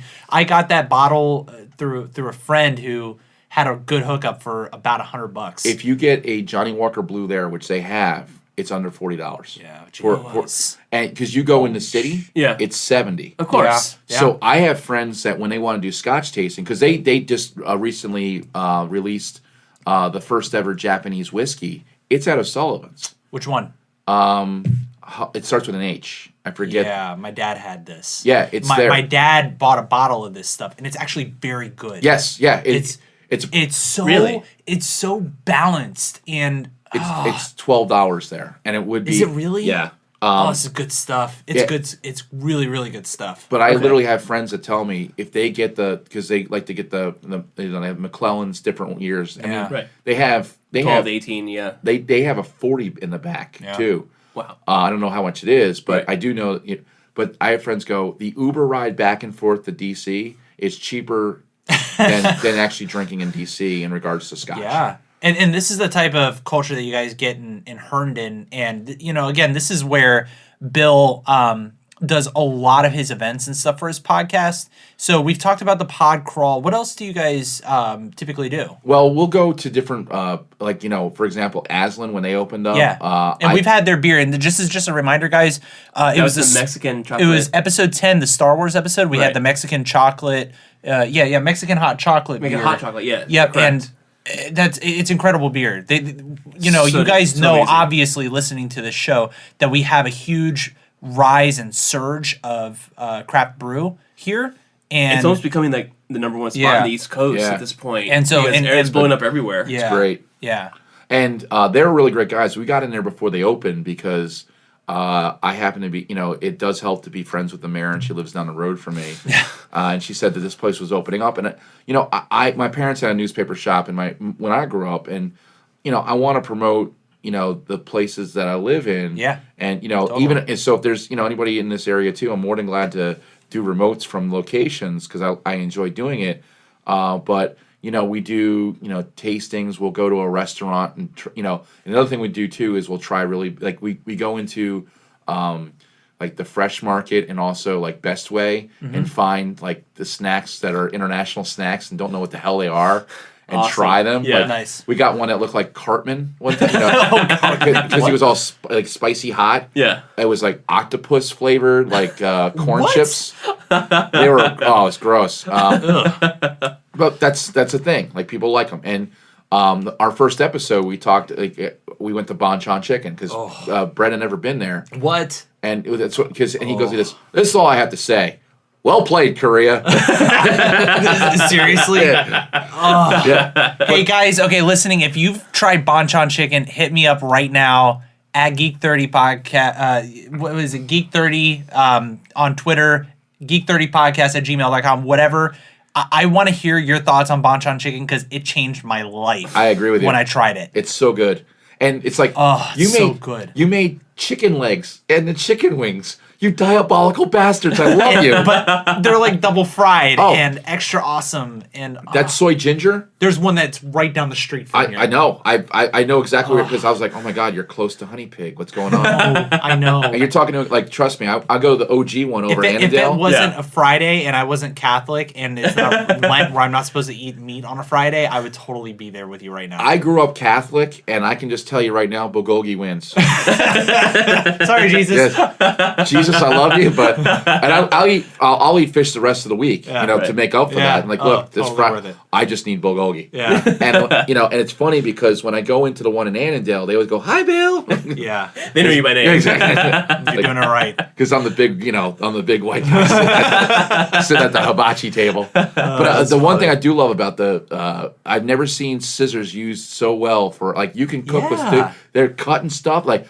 Brilliant! Like I never used kitchen shears cooking until I saw these guys doing it. Oh, and it totally makes sense. It's like, that's a great way to chop Absolutely. this shit up. Like, yeah, it's great. It's easier. But yeah, I mean, anytime I can, promote something like, the bike shop in town or do the pod crawl, bring people in to, see what there's charm to, And I have friends. This is actually a funny story. They came in, my roommate from college and his best friend from high school. We're very good friends. In fact, we're going to see Fish out in Wrigley. Nice. I won the lottery for that. Sweet. Very cool. Great. I had tickets for Mo. Hamilton Thursday night, and then Friday and Saturday at the 9:30 Club. Well, they were coming down for the Friday and Saturday shows. We had such a good time and got really drunk at Jimmy's and Sullivan's. We couldn't, Chris just passed out. So there's a song, Timmy Tucker by Mo, Whoa, Timmy Tucker. Yeah. Well, Greg changed the words and going, oh, we're not leaving Herndon.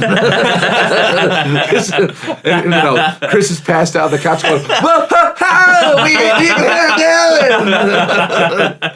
And Asleep still has jazz hands. Right. But it was great because, and Chris was like apologizing. He's like, I'm sorry, I caused, And Greg said, because they're, both have kids now, like, dude, we had a blast. We're sitting here watching, like, because Penn State football was on. It's a Penn State bar now because but the guy brings in the creamery from, like Peachy Paterno and the Rocky, like at halftime serves the ice cream for the game for free. And then when it melts, we make it into shots. Nice. Oh my God. Are you serious? Yeah, so like when it's all melted, we'll put vodka in the container and then start pouring shots out. So like peach and vodka is delicious. Yeah. Ooh. Yeah, we were just doing, and we're like 8 shots in, God. and like that's why we ain't leaving that. And my friends aren't even Penn State fans, but it was just that the camaraderie, and the reason why I became a Penn State bar was because my friend who's a big Penn State alum was kind of tired of going into Arlington, and like a lot of people in the western side of the hemisphere don't want to go. I became a fan because my coach in college was became the O-line coach last year. Oh, wow. So we went to the Penn State-Michigan game for one game. But it's just, and then Friday Night Live in the summertime, free concerts, like all the bands that play in Arlington for $10, like Go-Go Gadget, Mr. Green Jeans, they all play at Herndon Live. Right. And they have all the, Jimmy's Old Town Tavern has a booth there to get food. So is this the there's a big like stage in the Yep. In Town Square. I actually went over there. I watched. Who did I see? Some lady was the main singer, and it was a cover band. Was it the Reagan years maybe? I don't remember. No, it wasn't an '80s only band. Okay. But actually, we were talking about having my band play out there at some point too. Yeah. We gotta talk to them because we're a cover band playing a bunch of different stuff. Yeah. It's a great like little local gathering. Like they're like you said, Jimmy's Tavern's out there. Then there's beer. all this beer, like a lot of beer. They have great. was it the West Ox Brewery? They have I was about to say, man, like when I went there immediately, I thought this is just so great for local breweries. Like if Aslan were to come out and then Lost Rhino, like get all these local breweries out there, they would kill it. Yeah, because like Friday Night Live from May until September, or excuse me, the end of August. Yeah. They get 2,000-3,000 people to a show. Totally. And you have to get there early. And one of the things, I live 2 blocks away, so it's fantastic. Yeah. Right. And beers are $5. Oh, wow. Yeah, you just get a wristband, but they have like Domino's is there, Yeah. Turk cuisine, so you can get you can get a damn kebab, Yep. like just sitting there, a kebab and a beer, and It's killer, man. And then music. Jojo is so fun. We gotta go there. it's great. And See, I've been close it's free. to the whole Woodbridge thing for so long. I know. That now that I'm in the now you're area, out of there. yeah, gotta go. It's funny because even Washington Post, when they say summertime activities, they put Friday Night Live, I think number 3. Oh wow. Because it's just it's bands that everyone knows in the area, but it's outside. You can bring your family, bring lawn chairs, you can bring a blanket, whatever. And we actually take a place on the hill, a group of friends of mine, so we're right by the obelisk, but we just chill out, and then where that is, then it's right behind the parking lot. We just walk into O'Sullivan's, get a drink there, and then we walk across the street into Jimmy's. Yeah. Nice. And it's great. And if you guys, again, local folks, whoever want to, grab drinks with us doing these sort of events, hit us up. Again, Definitely. geek30podcast@gmail.com. No, that's super awesome, man. And it's been a true pleasure kind of getting to know Bill and listening to his show, Not Another Podcast, with a question mark. I like to say it like that because it reminds me of I'm Ron Burgundy. Who put the question mark in there? He reads everything verbatim from that teleprompter. No, but Bill's been a great member of the DC podcasting community, and immediately we were able to sync up and kind of share our love for podcasting through our mutual friend. So, Katie, thank you so much for syncing us up. It's been a lot of fun. Oh yeah, absolutely, and I'll make sure Katie listens. So I'm like, look, I did this, Shout out to you, homegirl. Yeah. We love you. Absolutely. So, but it's been great, guys. I've enjoyed riffing with you. I like I said, I hope I didn't completely blow out everything, but I'm sure there's a couple outtakes for the it's outtake all been show. fun. It's been fantastic. It's fantastic. Definitely. And we'll definitely be doing it again.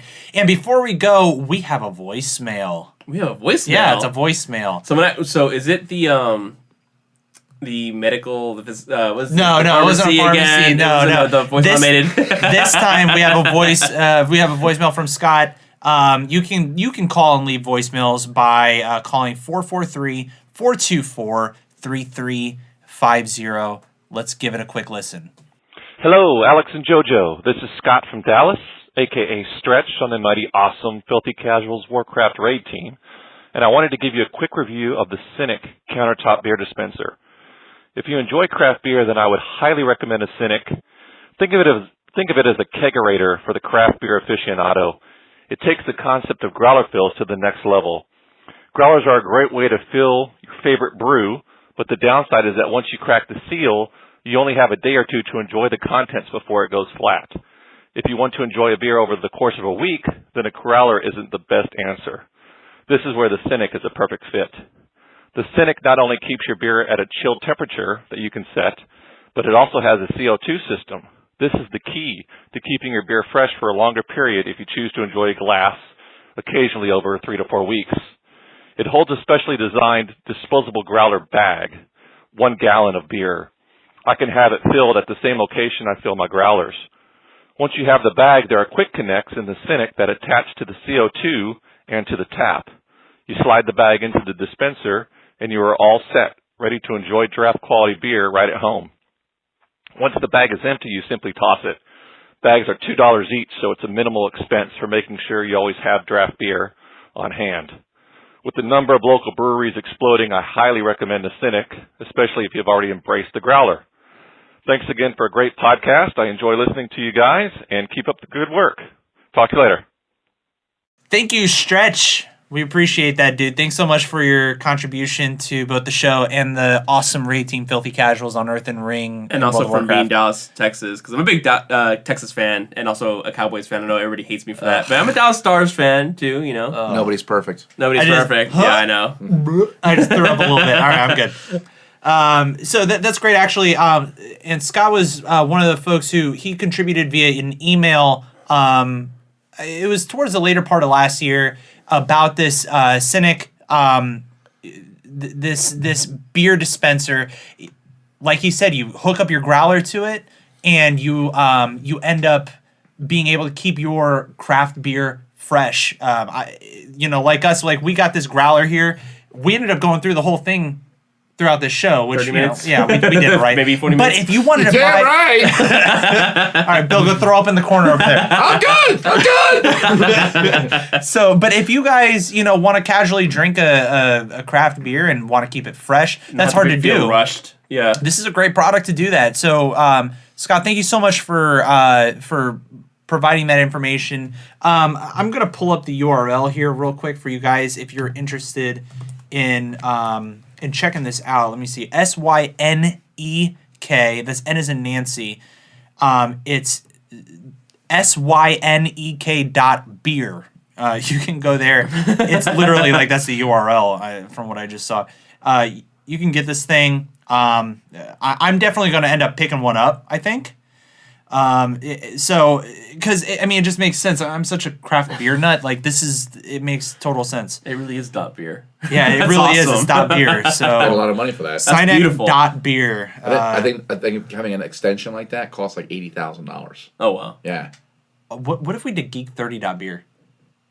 I mean, I don't know if you have the capital. I don't have the capital. I don't. I swear I don't. I'm trying to buy a bigger house. Because if I could Don't tell me that. I gotta fix stuff now. Install things. Otherwise, I'd put not another dot podcast. That'd be awesome. Oh, Boom. yeah. Game I changer. think I need to leave now. On that Mic drop. idea done. Well, I think it's been a great show, you guys. Again, thank you, Bill, for being here. Thank you so much. Thank you for inviting me and actually showing me where you live, because people are scared to let me in their house. For some weird reason. Bill's not that creepy. Medication's wearing off. We gotta bring you back anyways. All right, so Jojo, where can people reach us? So, always, you can get us at the email at gmail.com, and that's Geek30podcast, and 30 is spelled out, geek30podcast@gmail.com. It is also our Twitter handle, which is at Geek30. You can hit us up on Facebook or YouTube, or just like a Stretch, you can leave us a voicemail at 443-424-3350. Yep, you can find all the good stuff at www.geek30.com. Leave us a 5-star rating on all your favorite podcatchers, iTunes, Stitcher, all the things. And special thanks again, Bill. Where can people reach Not Another Podcast? I'm going to try to do this as quick as I can. NotAnotherPodcastUSA.com, Instagram at NotAnotherPodcastUSA. My Twitter handle is NAPodcastUSA. Also, too, you can also reach me if you want to do email, bill@naparmy.com. We call our listeners the Nap Army, Not Another Podcast. And you can also find us on Tumblr at Nap Army. There you go. You can find them everywhere. And again, thank you to Quattro Goomba. You can check out all their stuff. It's www.goombabrewery.com. Dark Vader was fantastic. Yeah, the Dark Vader. Irish Red is amazing. They have a couple of other beers on tap that are fantastic. All their stuff was really, really good. A bunch of great guys and a great venue. Yeah, so definitely go check them out. And special thanks, as always, to Jamie Sweetland for the great production and the music. Thank you to you guys for listening, and we'll see you next time. You have a great one. Take care for now. See ya!